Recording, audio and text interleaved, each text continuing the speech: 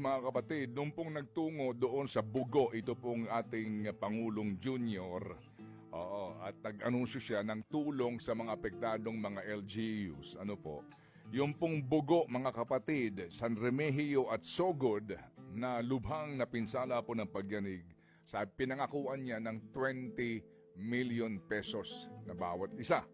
Yung pong mga bayan po ng Bantayan, Daan Bantayan, Madridejos, Medellin, Santa Fe, Tabogon at Tabuelan ay bibigyan daw po, pangako ito, ng tig sa 10 milyong piso.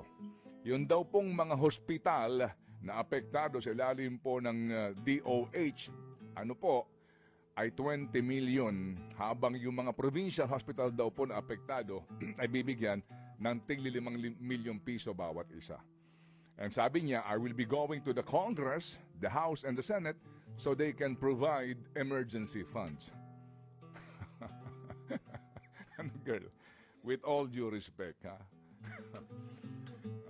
20 million, 10 million, 5 million. Sa mga lugar ngayon ng hikahos, walang matira ng mga tao, nagmamalimos na naman po yung iba sa kalsada, di ba? Walang tubig, walang kuryente. Ito po yung tulong. Ito, apektado ito. Ito, kitang-kita mo ito. Mahirap na sila, lalo pa naghihirap. Ganito ho, kaliit ang ibibigay ng gobyerno.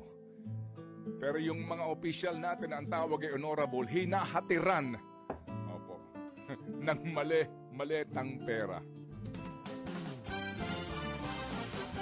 Ano, girl, ha? Sorry po, ha? Nagdadagdag tayo ng antak sa ating mga sugat. Ano ho? Kasi nga para magising tayo sa katotohanan dito po sa mga pangyayaring ito nang hindi ho humupa.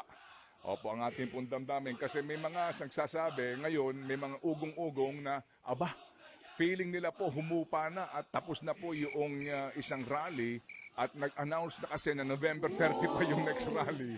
Kaya feeling po nila, ano po, magkakalimutan na po tayo dito. Oo. Okay? Feeling nila wala lang sa atin ito nangyayari.